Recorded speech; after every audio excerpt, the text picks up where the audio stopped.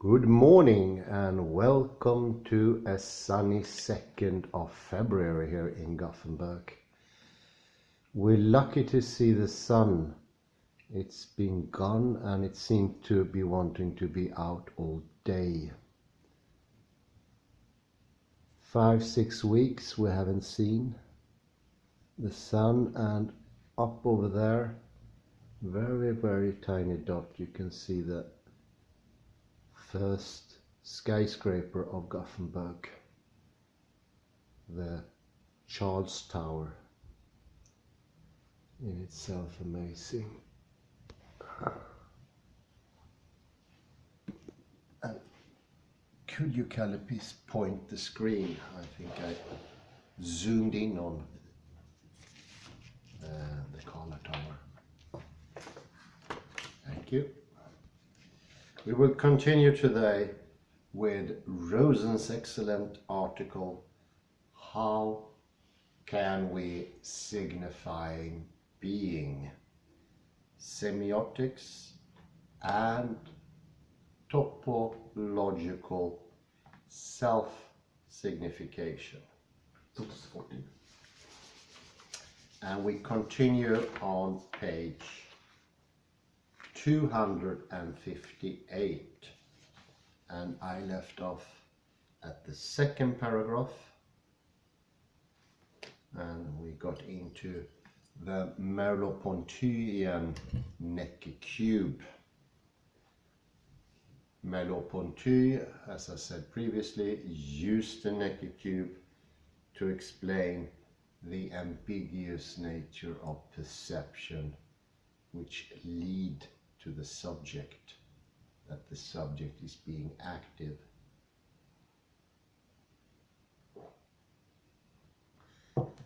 You can compare that, for that to be only one Necker cube, to the classical model, the classical world of, so to speak, stable objects and, of course, stable meanings.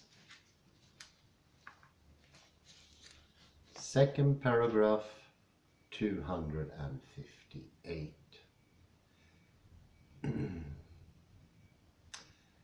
The phenomenal character of the shift from right hand touching to right hand touched, from subject to object,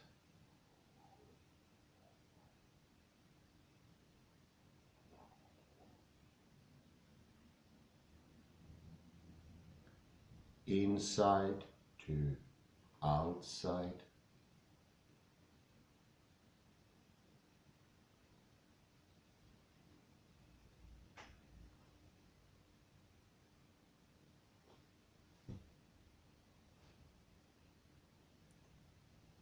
is depicted with iconic precision in the Necker cube shift in perspective, wherein each face that had appeared as an inner surface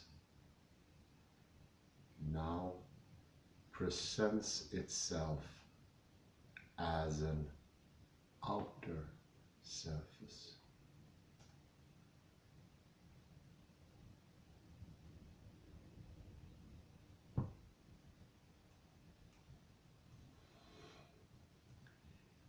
And vice versa.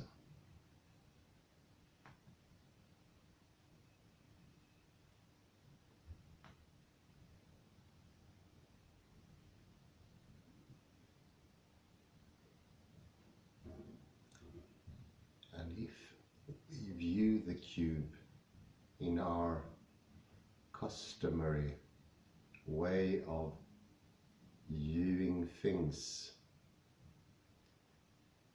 the limitation imposed by Merleau-Pontian reversibility is certainly supported.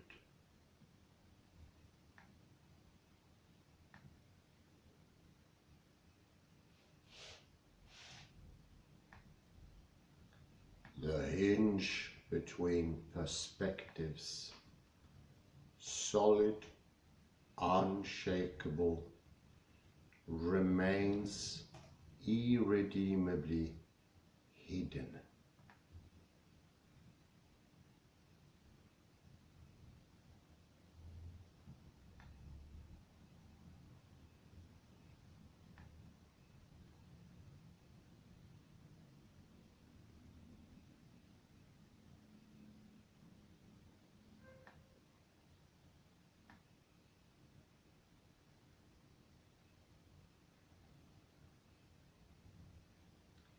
But the fact is that we can go a step further in our perception of the cube.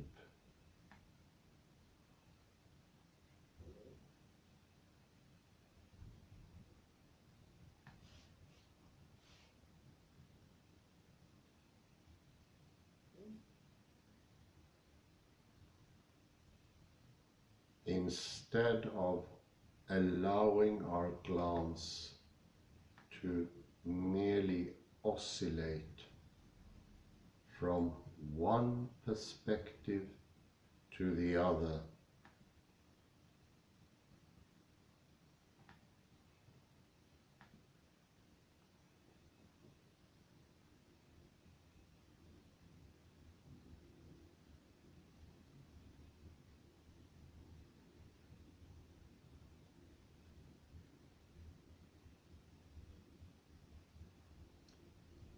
we actually can break this visual habit and view both perspectives of the cube at once.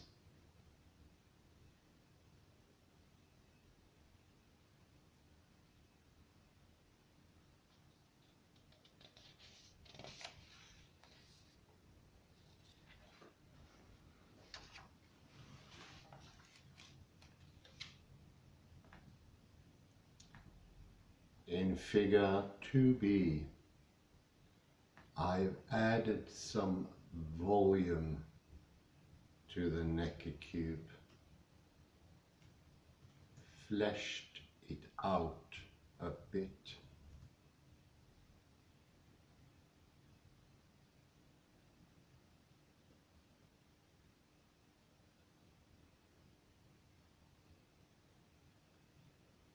This modification should make it easier for you to see what I am talking about.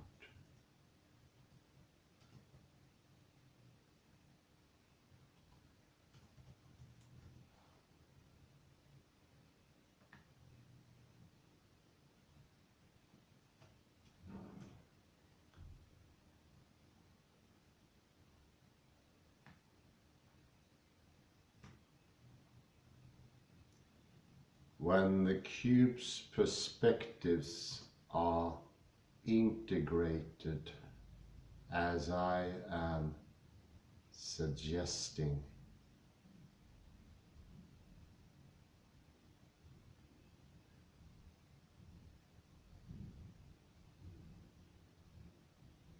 there is an uncanny sense of self-penetration.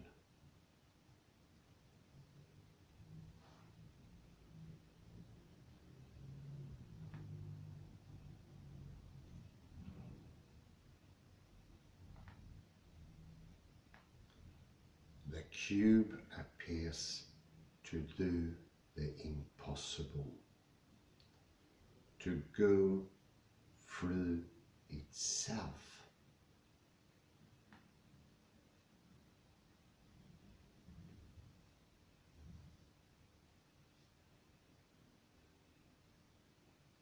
Here at at least symbolically, the division of inside and out, of subject and object.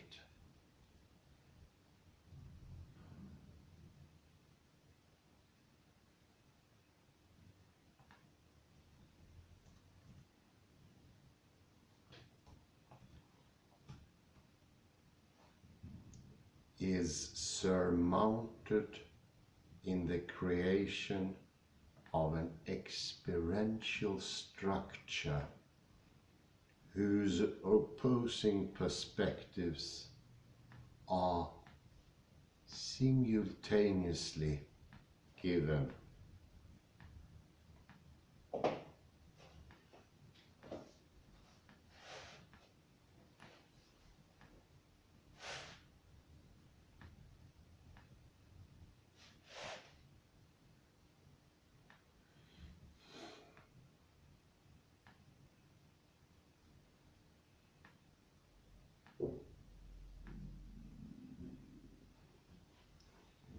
But the word simultaneous may not exactly fit.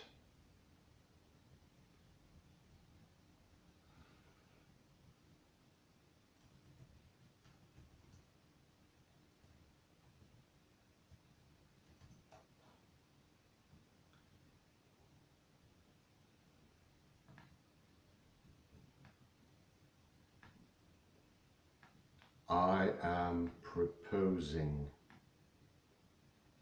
that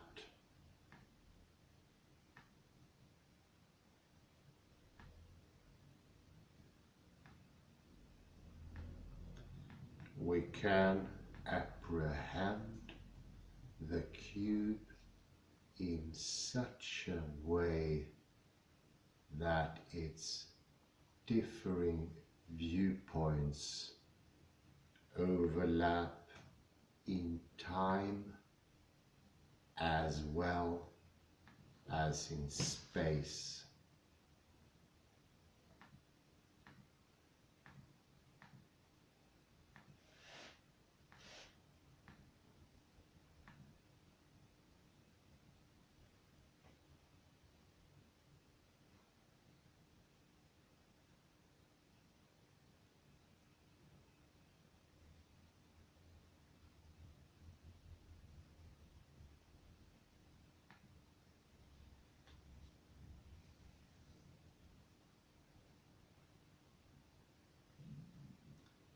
But what we actually experience when this happens is not simultaneity in the ordinary sense of static juxtaposition.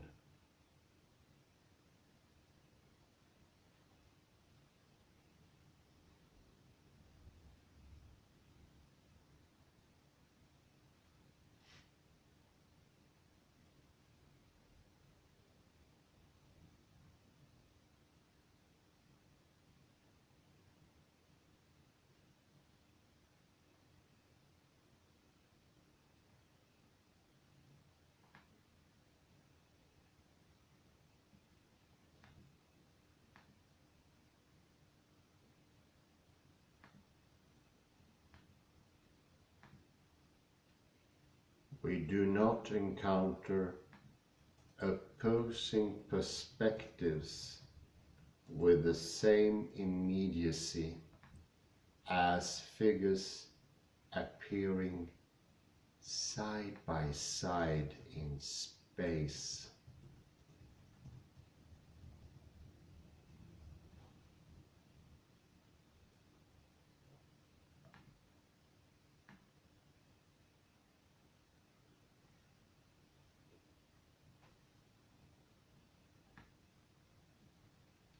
Figures that coexist in an instant of time simply common to them.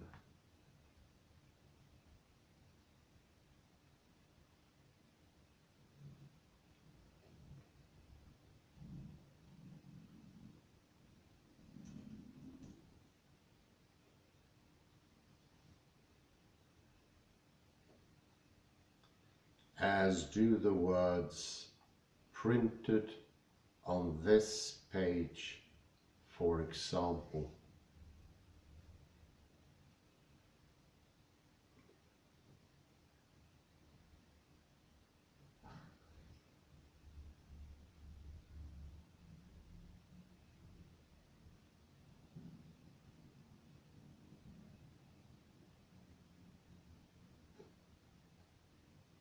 If the coincidence of the cube's perspectives were limited to that,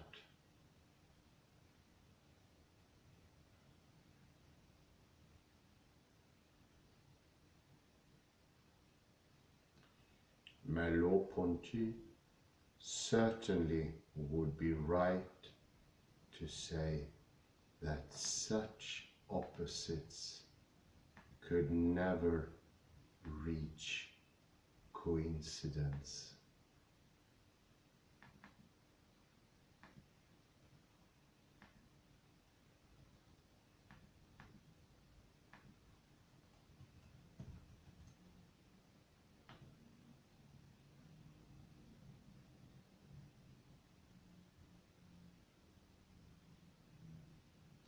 But there is indeed a coincidence in the integrative way of viewing the cube.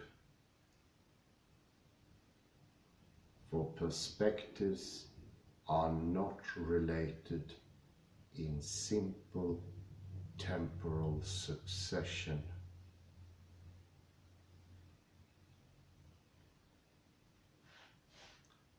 First one and then the other, any more than in spatial simultaneity. This is very important. Reality itself does not lend itself to linearity or determinism, for that matter. End of my quote.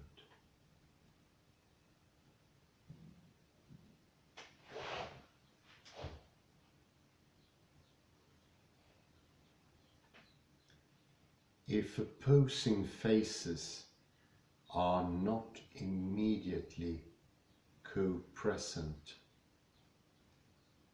neither do they disclose themselves merely seriatim.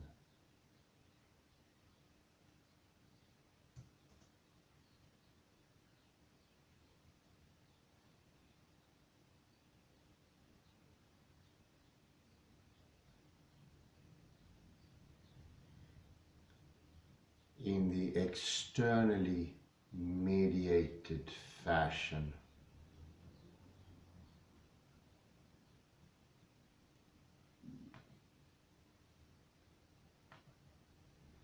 of linear sequence,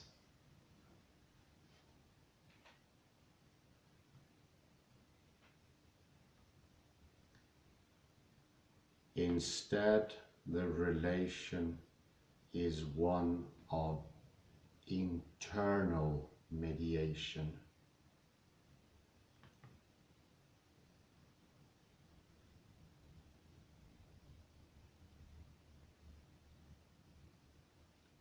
Of the mutual permeation of opposites.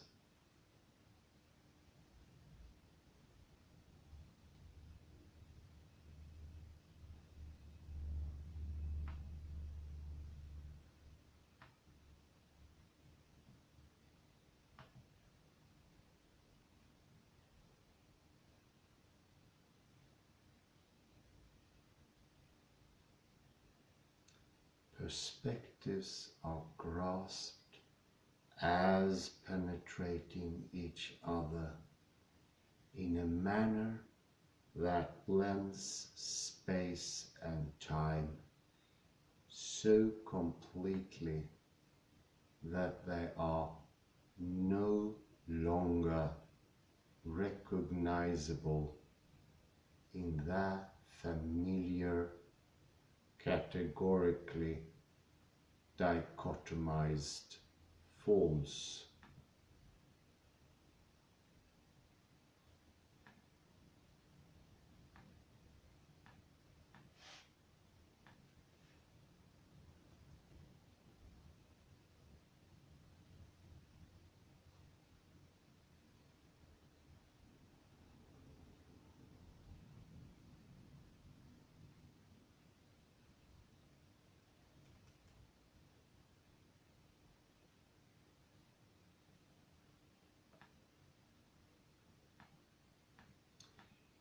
You can see these most readily in viewing figure 2b.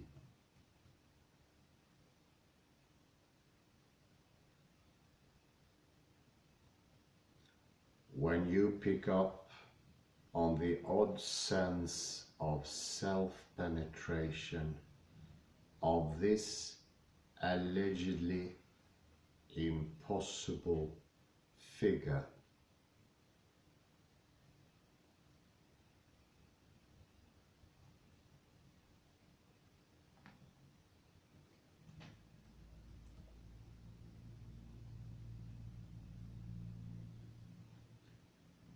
you experience its two modalities neither simply at once,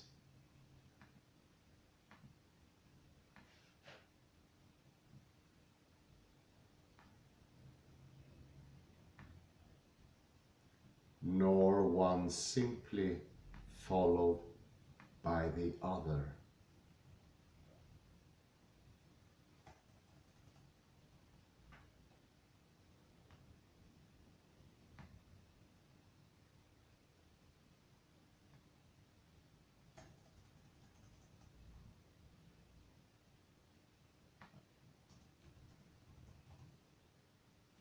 As in the ordinary, temporally broken manner of perception. Rather, you apprehend the dynamic merging and separating of perspectives.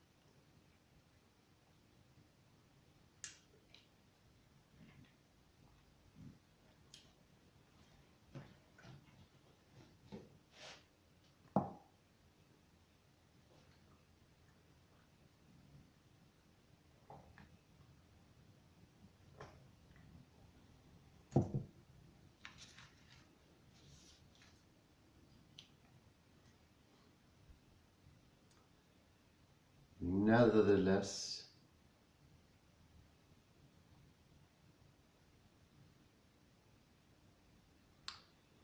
the Necker cube does have its limitations as an iconic Sein vehicle that could give full expression to being.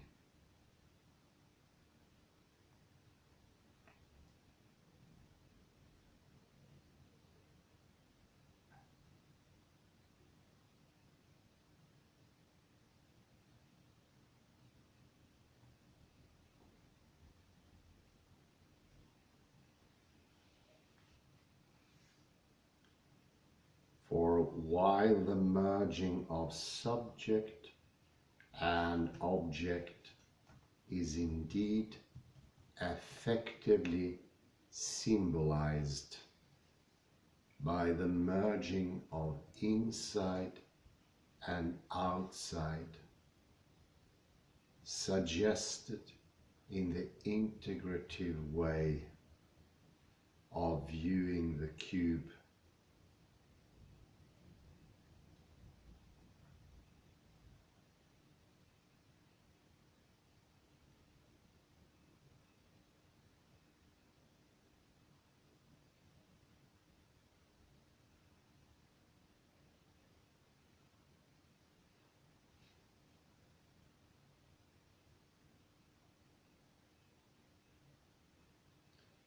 The concrete fact is that the cube itself appears as but an object cast before our detached gaze.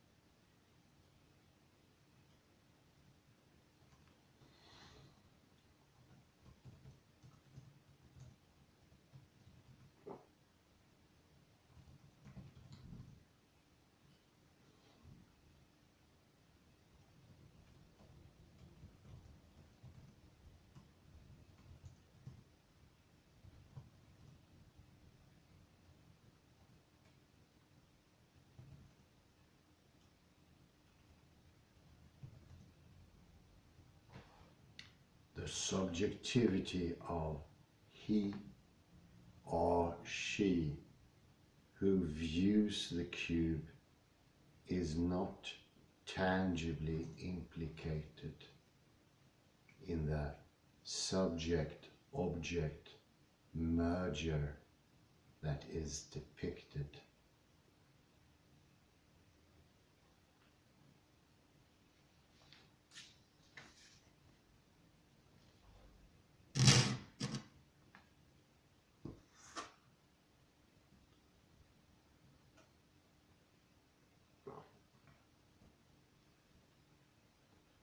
Underlying this disjunction is the factor of dimension.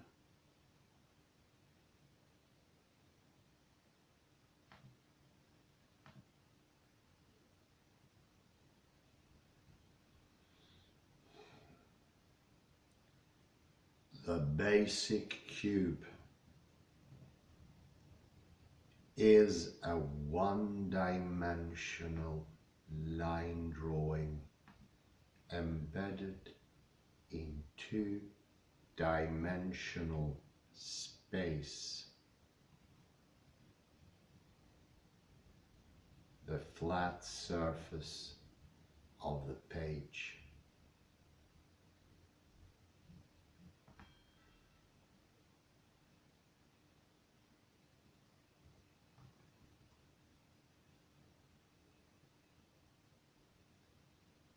Therefore, though the perception of the cube simulates our experience with solid entities in three-dimensional space,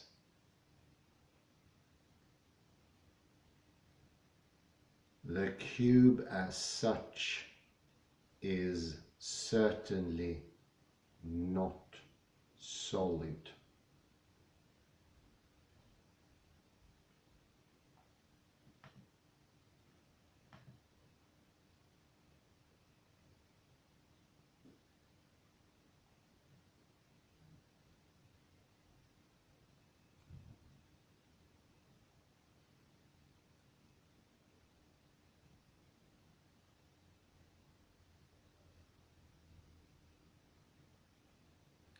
In our three-dimensional context, when the cube is taken literally rather than symbolically,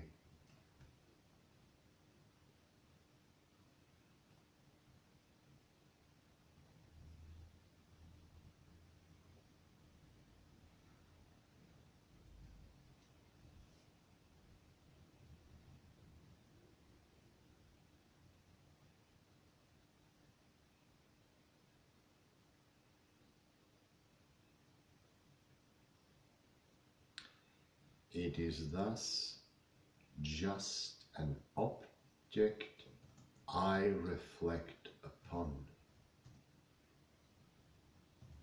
one that appears before me, a being that is circumscribed.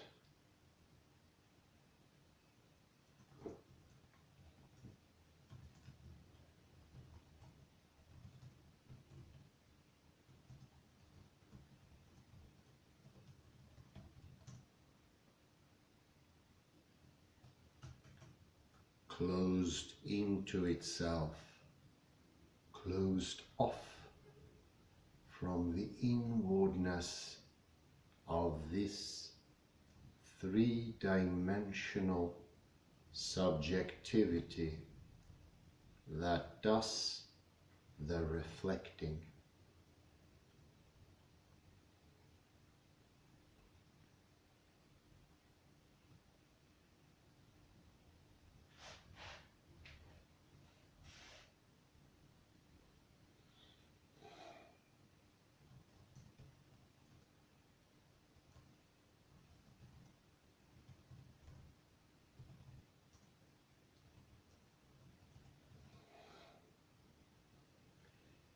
So the transpermeation of subject and object, characteristic of being, cannot fully be delivered by a dimensionally inadequate Sein vehicle like the Necker cube.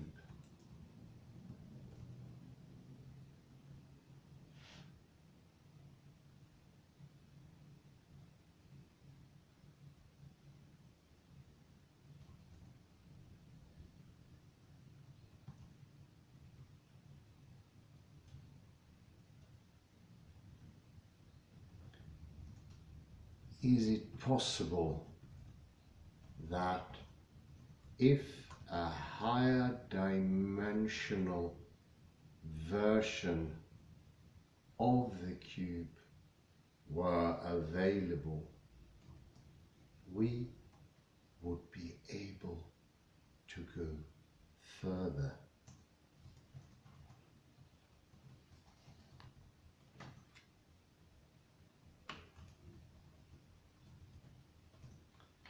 I suggest the answer is yes.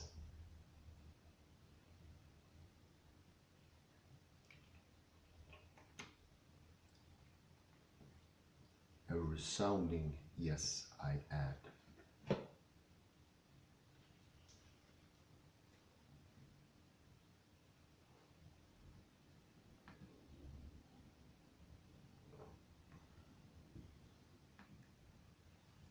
I propose that we could go beyond a merely abstract and objectifying signification of being if a solid, full-fleshed, three-dimensional counterpart of the cube were accessible to us as our sign.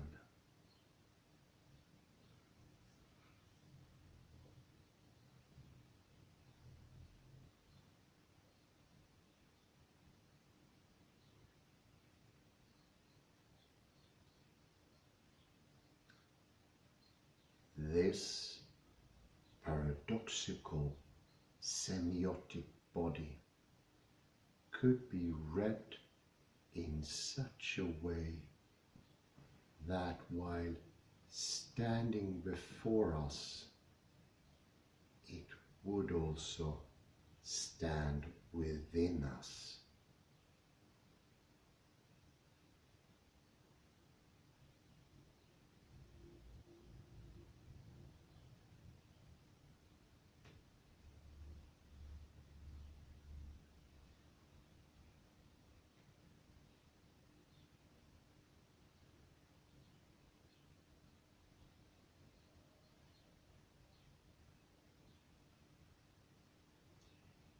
it would present itself to us from the inner core of itself, and we would recognize that core as our own.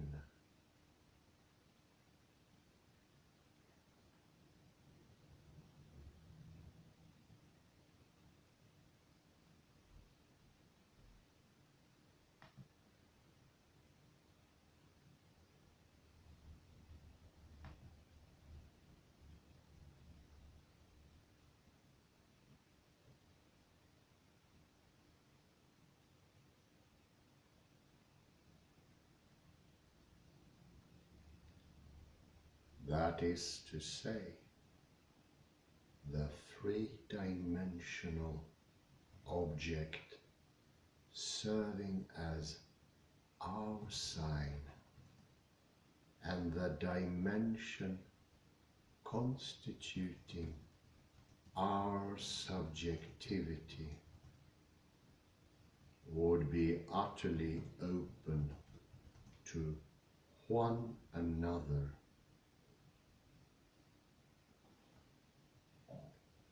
would permeate each other in an unobstructed, boundless exchange.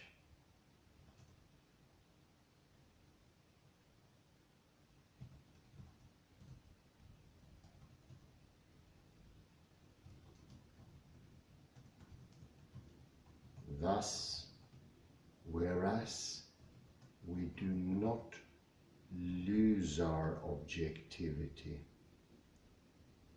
in perspectively integrating the one-dimensional cube,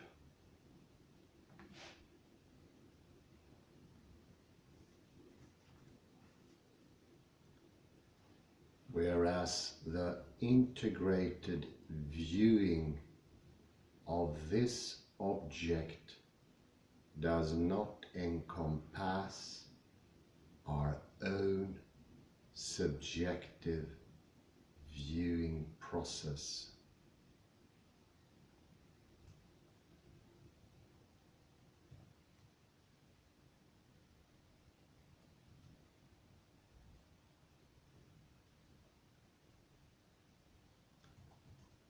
The perspectival integration of a three-dimensional body would be different.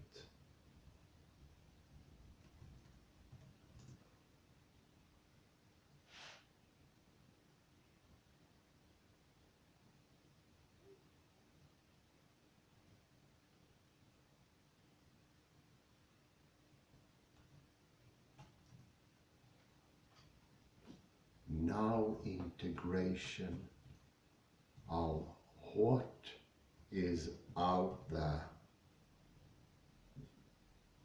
would be achieved through a process that would carry us back to what lies in here, to our own most lived subjectivity.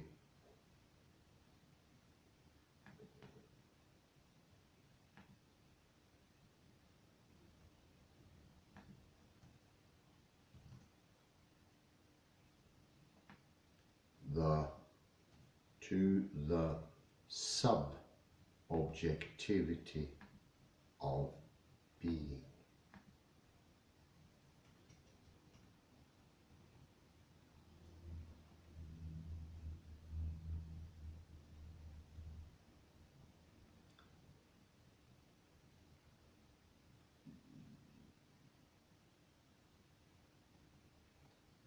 The semiotic experience I am adumbrating should be something like the intimate encounter I described earlier. my immersion in the vivid images of my childhood picture book.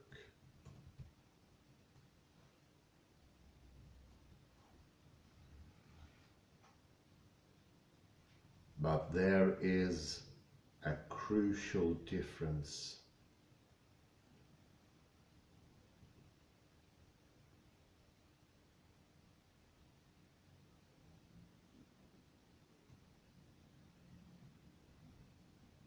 Now, as a reflective adult, I would not simply be fused with the sign, but consciously separated from it as well. A fusion without confusion.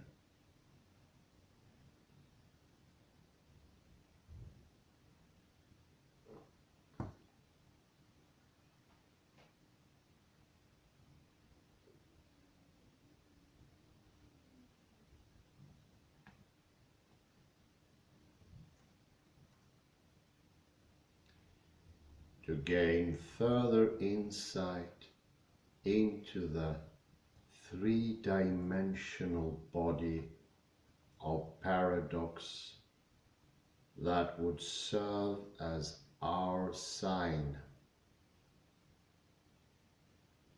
let us follow Merleau-Ponty's second clue for effectively signifying the paradox of being.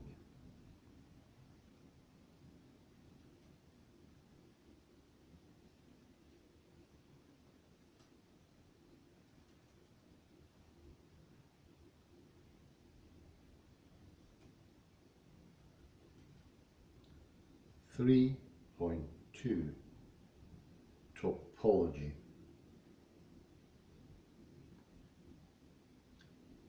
In a preliminary working note for the visible and the invisible, written in October 1959, Merleau-Ponty instructed himself as follows.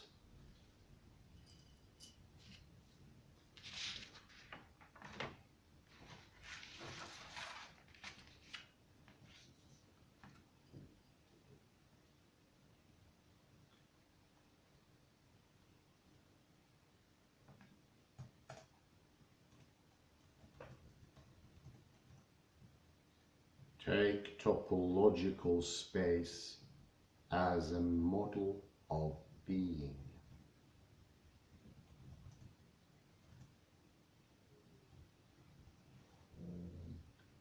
The Euclidean space is the model for idealized perspectival being and is consistent with a classical ontology.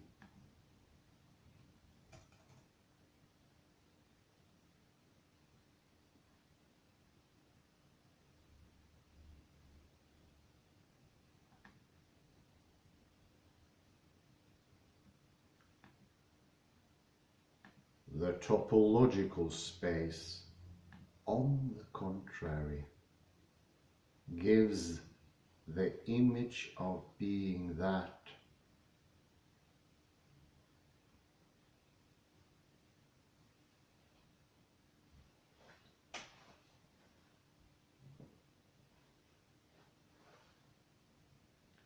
is at the same time older than everything and of the first day.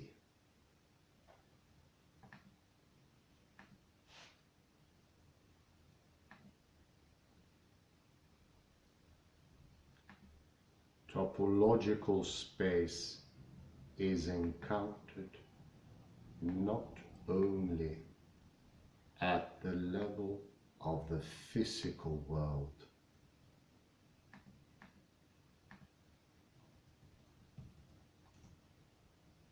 but again it is constitutive of life, and finally it finds its wild principle of logos.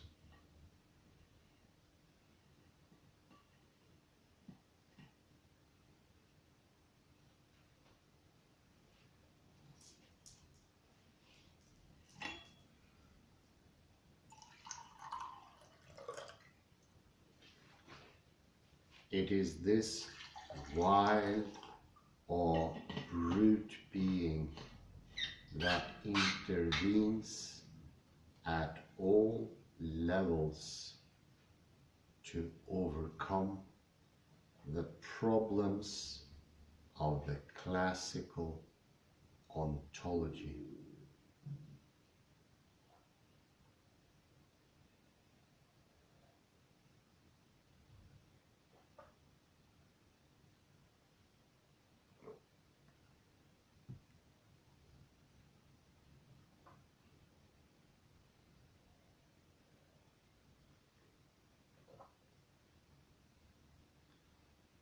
With these ideas, Merleau-Ponty was exploring the possibility that the problem of being might best be approached by going beyond the Euclidean geometry that frames classical ontology,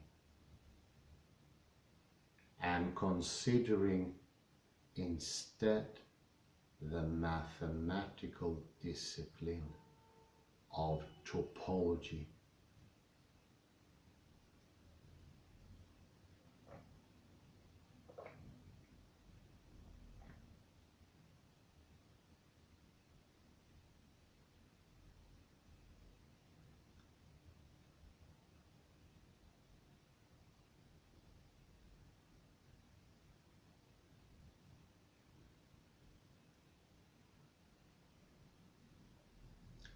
Conventionally defined, topology is the branch of mathematics that concerns itself with the properties of geometric figures that stay the same when the figures are stretched or deformed.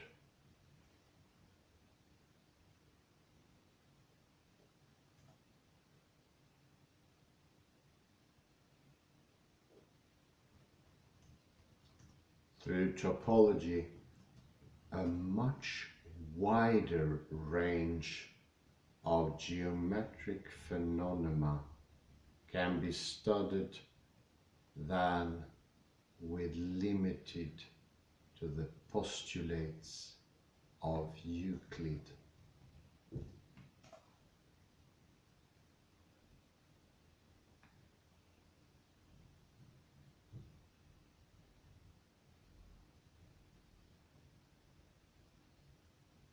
Indeed, two topological forms in particular suggest higher dimensional versions of the Necker cube.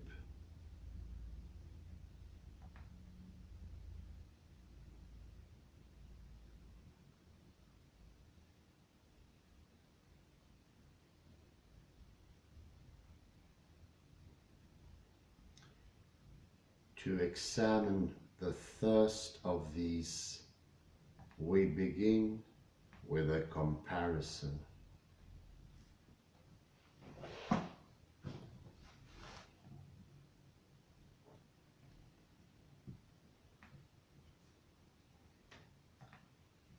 A cylindrical ring is constructed by cutting out a narrow strip of paper and joining its ends.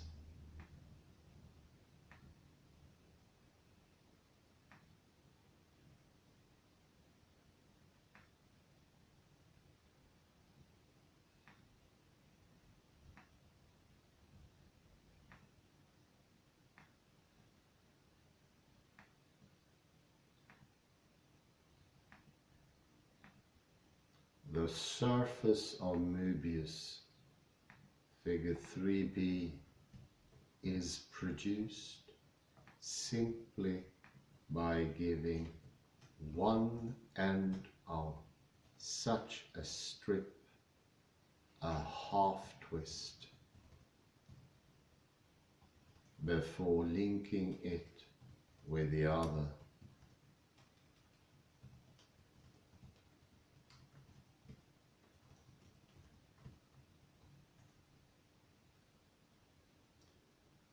The cylindrical ring possesses the conventionally expected property of two-sidedness at any point along its surface. Two distinct sides can be identified.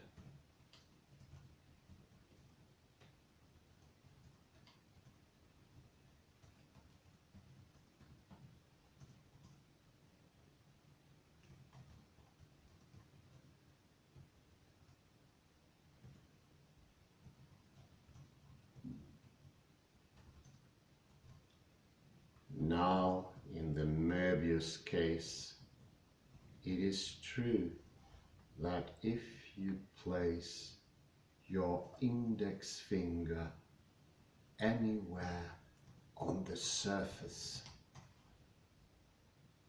you will be able to put your thumb on a corresponding point on the opposite side.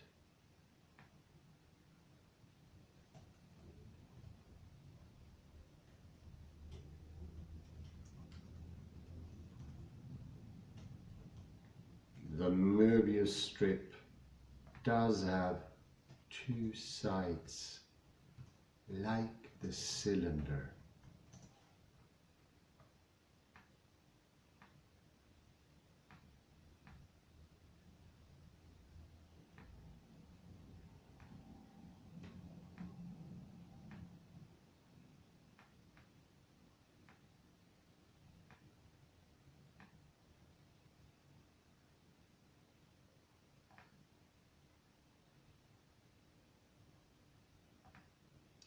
But this only holds for the local cross-section of the strip defined by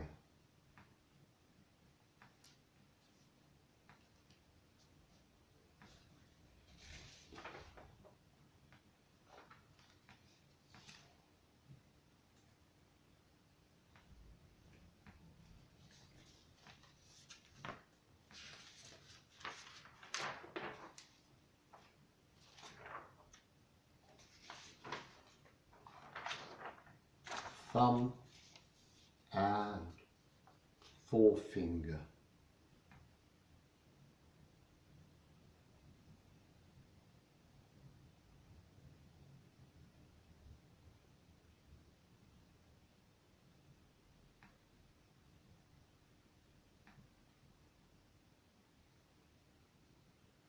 Taking the full length of the strip into account, we discover that points on opposite sides are intimately connected.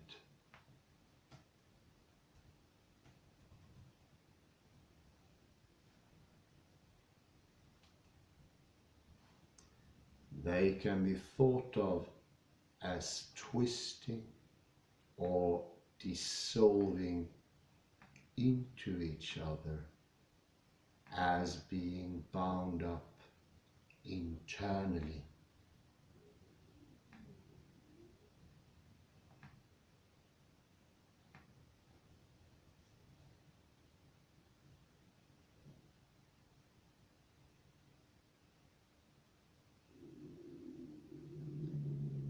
Accordingly, mathematicians define such pairs of points as single points, and the two sides of the Möbius strip as but one side.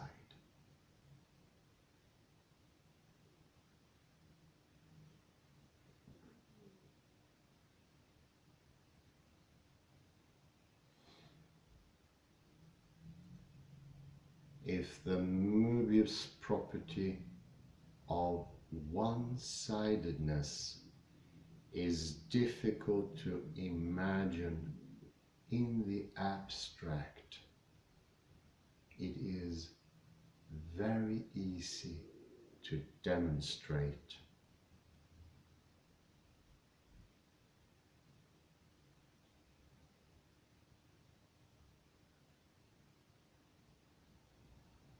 Starting on one side of the strip, draw a continuous line along its whole length. Upon returning to your point of departure, you will discover that your ink mark has covered both sides of the surface. Something that would not happen with the line drawn on the two-sided ring.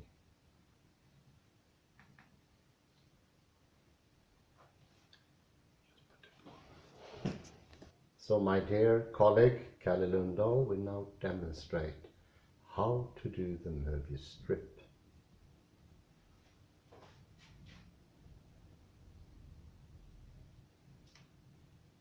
Like this. Oh, like this, and then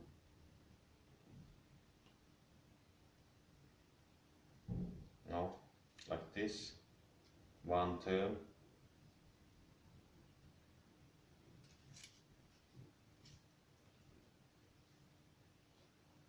And they should overlap. Like this. No, they're not overlapping. They should overlap. And now we have a Möbius strip. Thank you very much, Kalle.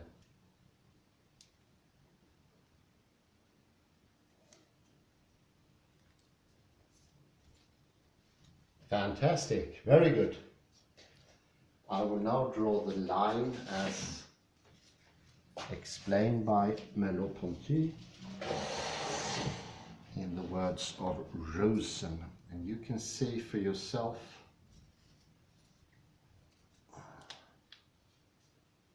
going around here.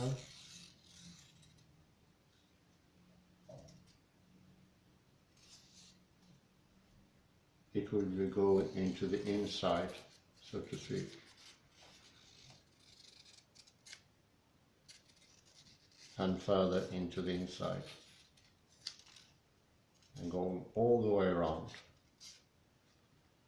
So you see? That's the marvel of the Möbius strip. A paradox in itself.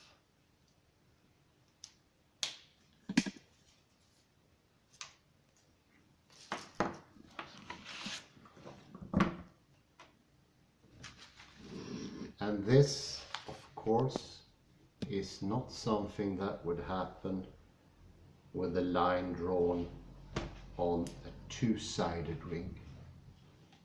So, oddly enough, the Möbius strip seem to have only one surface. One surface only. So it's fair to say it goes counter to how we perceive space to normally be.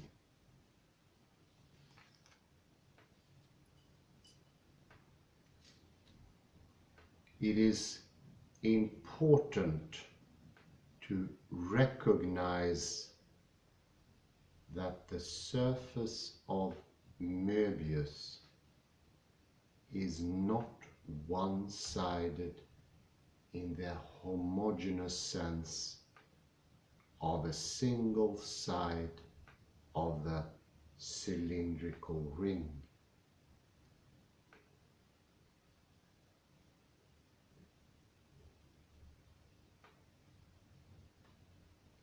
It is one-sided in a paradoxical sense, one-sided and also two-sided.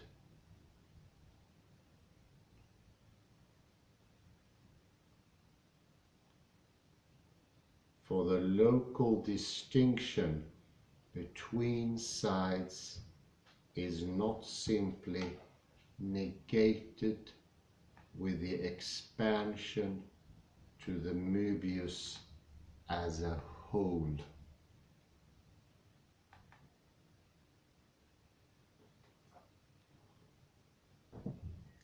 That is very important. It is the whole of the Möbius.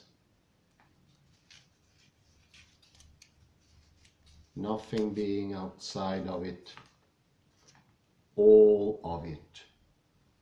It is a depiction of oneness, you could say.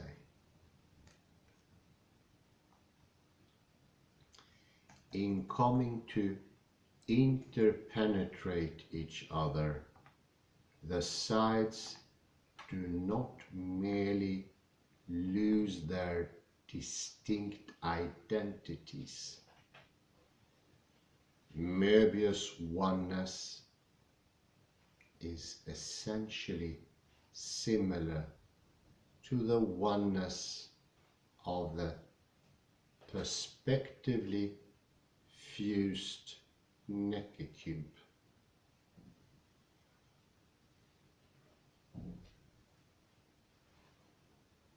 There is inside and there is outside. The two are different, yet they are also one and the same.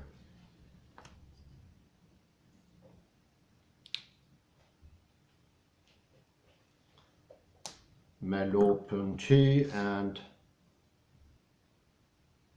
Rosen here is pointing to oneness and two-sidedness, and the Möbius strip is an extension of the Necker cube.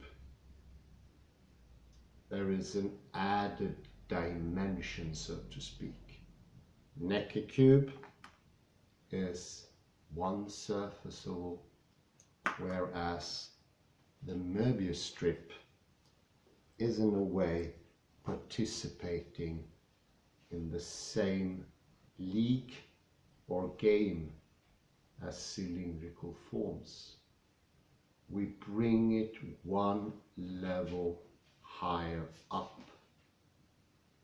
Its ability therefore gets potentially expanded, greater. It's definitely more telling.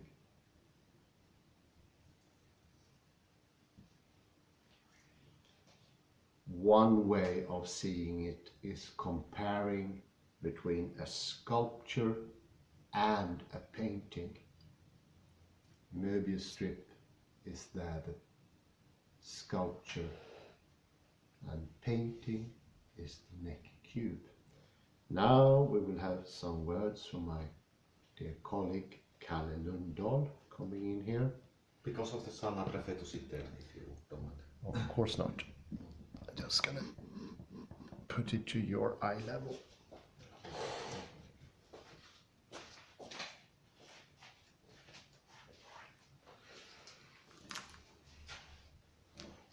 Hello, hello.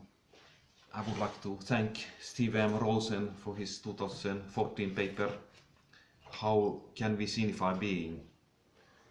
It actually helped me to solve a problem that what I was working on. I was working on a problem in a biblical manuscript. There is a Bible manuscript. The most important in the whole world is one in London, Sinaiticus, the oldest manuscript to the Bible. And the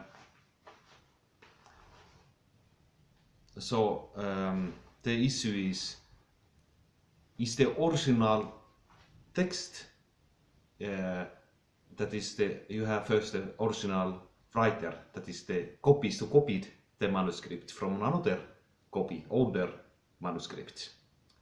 Is this reading more important than a correction? That is, let's say I was writing this Bible Sinaiticus and I used another manuscript to copy it from, and then comes Hans, who is the corrector, and he changes. So the issue is that is my writing, that my copying, does it have priority, or does Hans' correction have more priority? Textual critics of the Bible have argued that the original part, that is my copying, has the precedence over Hans' correction.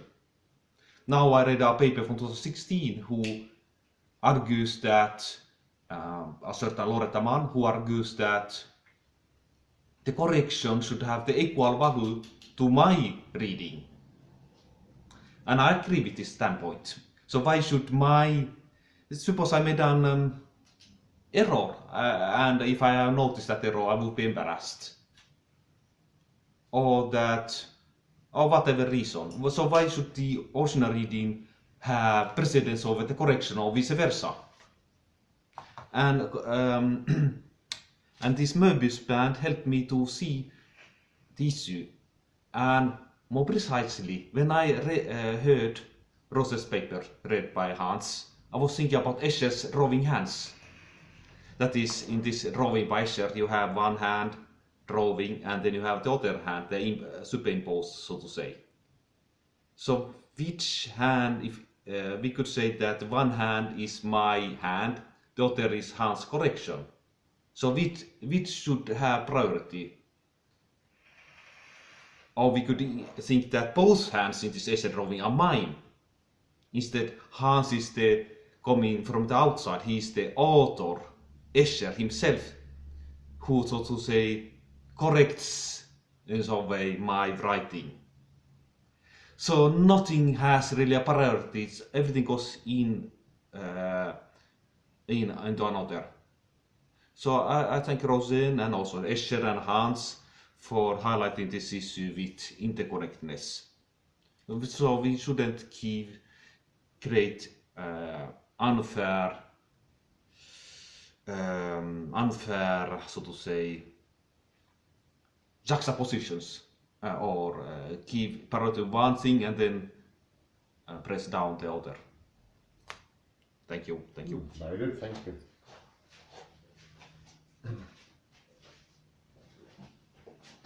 Very good, Kalle, thank you very much. There is also an added aspects here that Rosen swiftly went into, and that is the Möbius strip and the non-Euclidean space is looking to the sequential nature.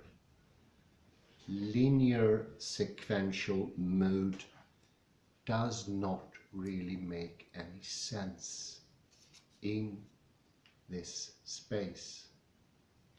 So it could even be, I would not expand that now, but to tell which writing of the biblical text, as in the example, is supposedly first, is not really doable in topology. It is not something that makes much sense.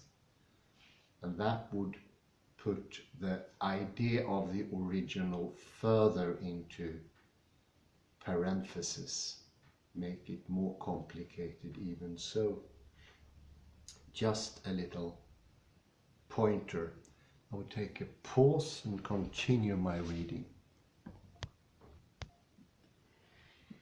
So I continue after this demonstration, and I hope the sun I now feel in my back is not disturbing the image too much. It's a very chilly and clear day.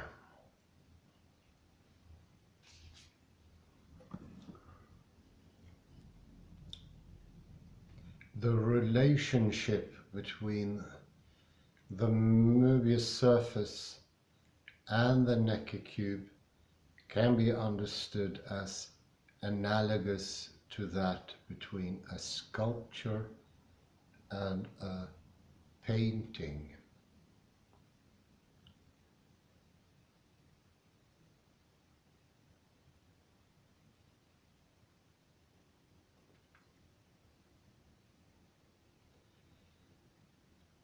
The two art forms are both external representations of inner dimensions of experience, thoughts, intuitions, feelings.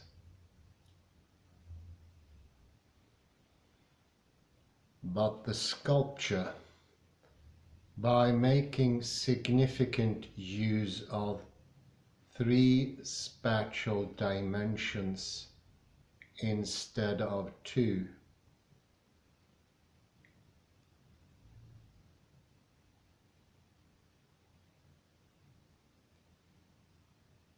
can express the subject matter more concretely, flesh it out through the tactile sense as well as the visual.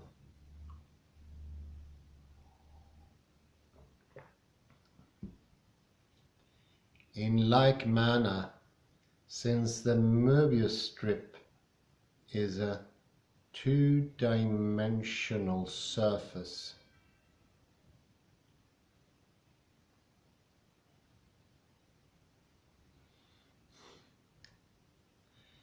embedded in three-dimensional space,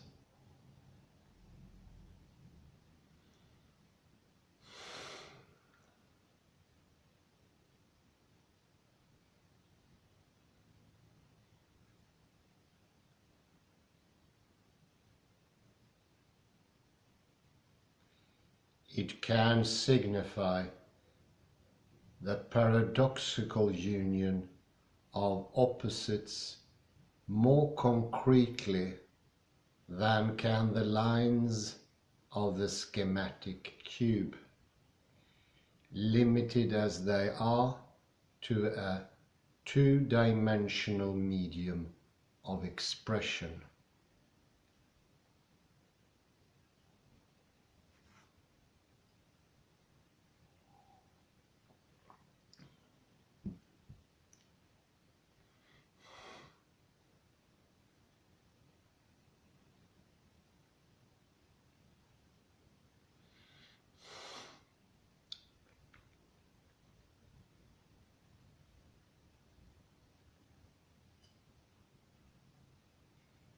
Nevertheless, while the higher dimensional Möbius model delivers one-sidedness more tangibly than does the cube, it is but a model.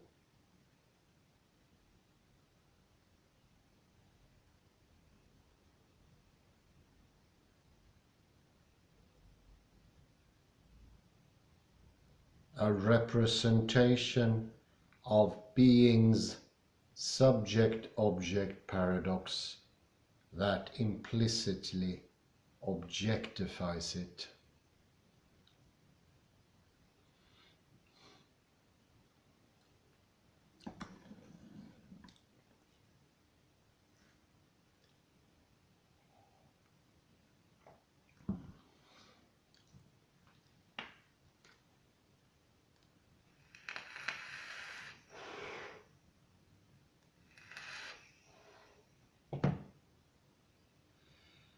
When what is needed is a full-fledged embodiment of being that directly incorporates the inner depths of subjectivity.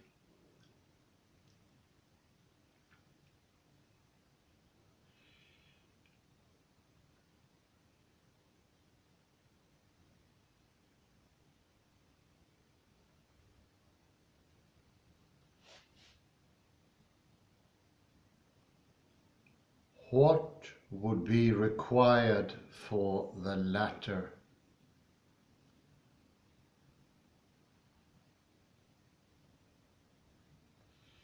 Not a two-dimensional body enclosed as mere object in three-dimensional space, but a body that is itself three-dimensional.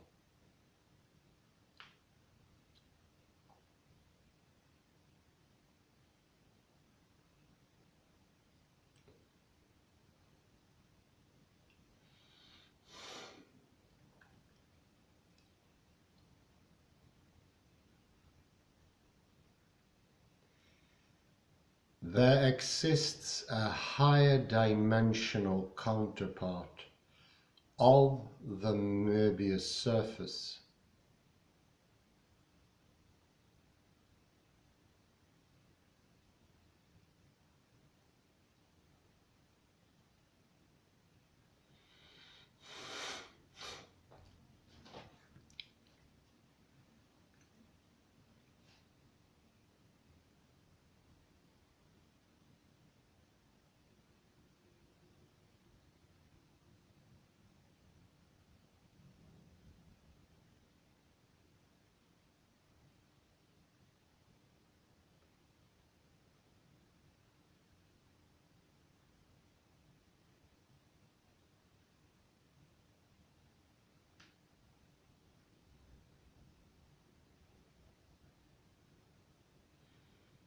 By way of introduction, consider a key feature of the Möbius, its asymmetry.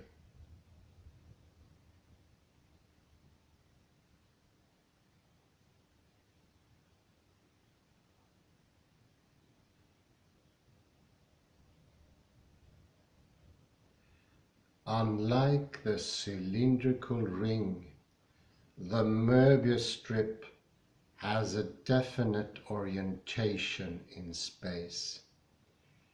It can be produced either in a left or right-handed form,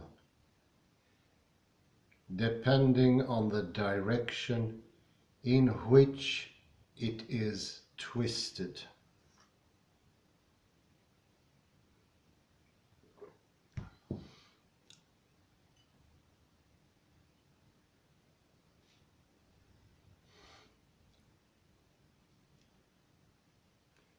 If left and right oriented Möbius strips were stretched out and glued together edge to edge,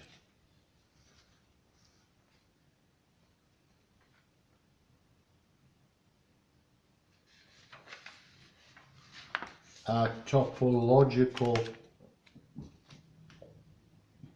structure called a Klein bottle would result.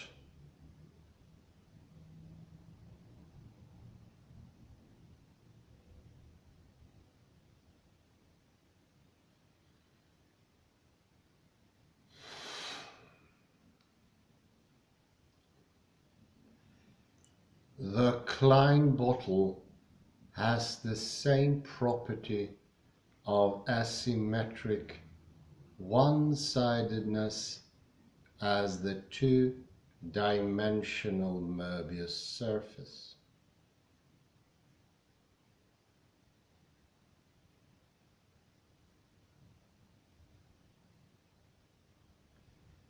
But embodies an added dimension.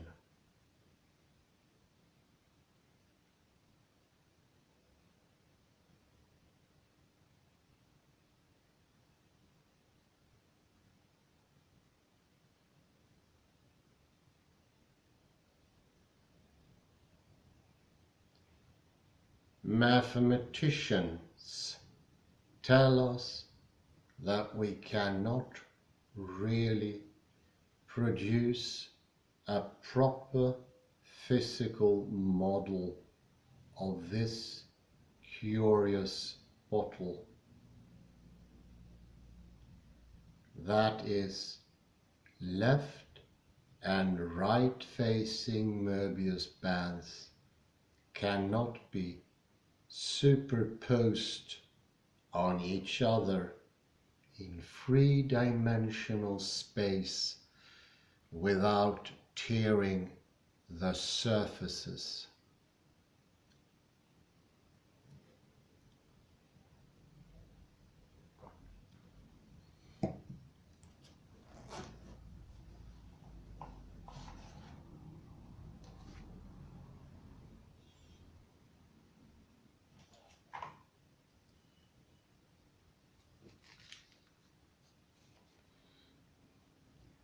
I am going to suggest that this inability to successfully objectify the Klein bottle in three-dimensional Cartesian space actually derives from the fact that the bottle calls into play the ontological dimension.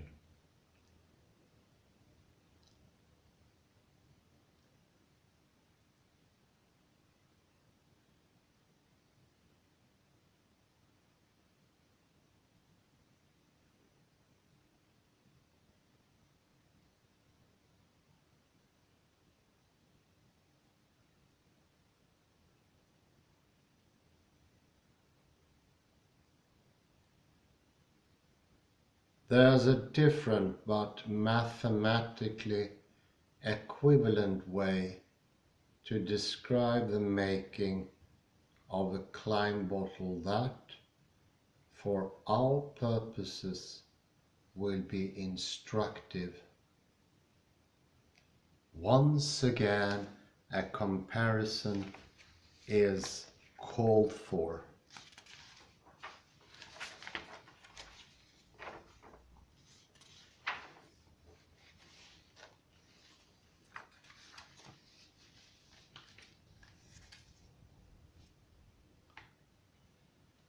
Both rows on Figure 5 depict the progressive closing of a tubular surface that initially is open.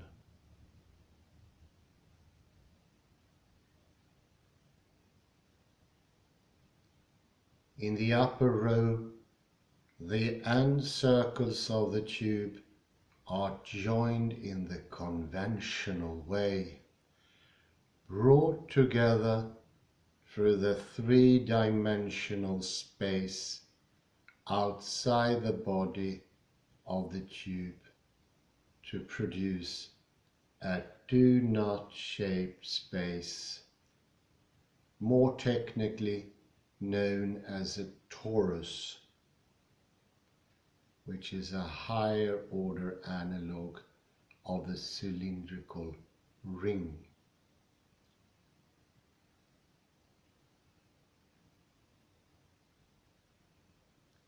By contrast, the end circles of the lower row are superimposed from inside the body of the tube, an operation requiring the tube to pass through itself.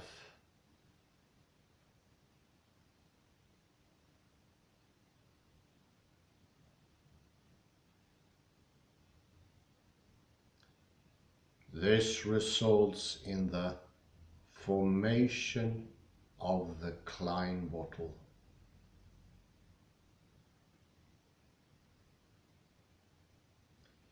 Indeed, if the structure so produced were cut in half, the halves would be Möbius bands of opposite handedness.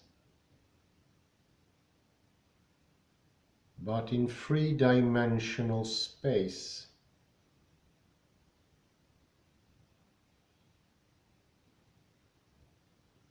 no structure can penetrate itself without cutting a hole in its surface, an act that would render the model topologically imperfect.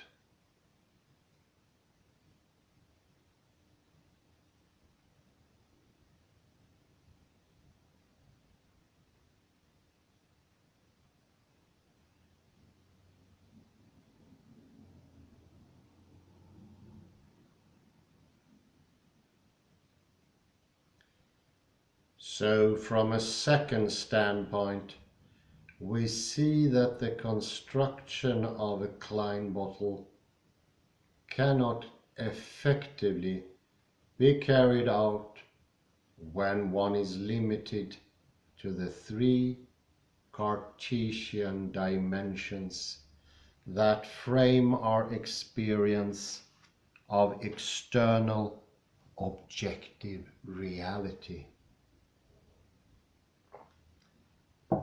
The Klein bottle does most literally fly in the face of our standard conception of space. Its very three-dimensionality makes the interpenetration a paradoxical achievement.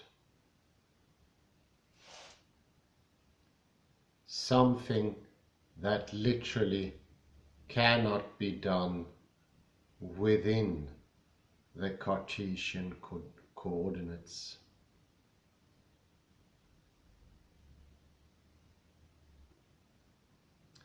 But this is pointing to the one-dimensional space of Merleau-Ponty, the origin of all spaces, the starting point of everything in existence, the thing that produces every singular experience, the sine qua non both for the subject and the object. One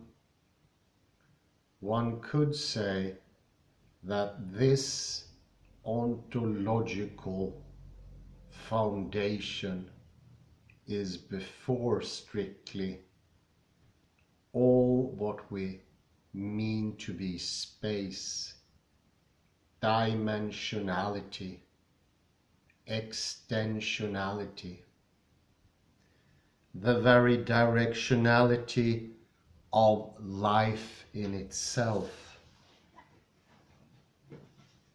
This is hereby called into question.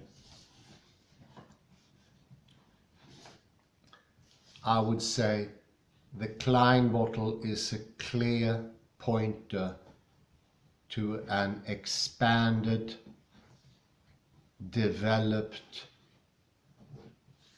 multifaceted reality.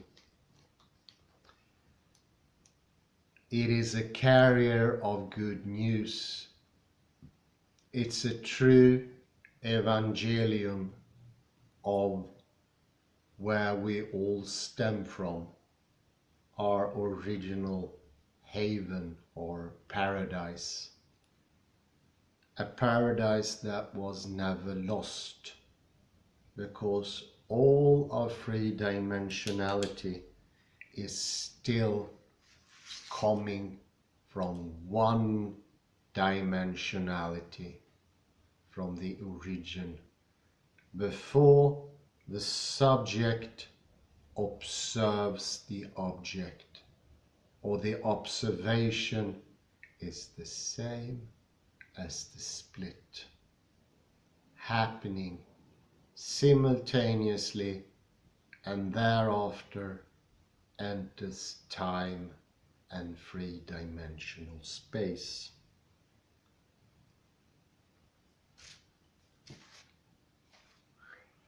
That concludes 1383. I say thank you very much for your patience and have a very pleasant morning. Bye bye. There we can see the sun glistening. What a beauty. Long gone, daily missed, now it's here. It is the return of the sun for Sweden. It's the return of one-dimensionality for our crowded three-dimensional constriction.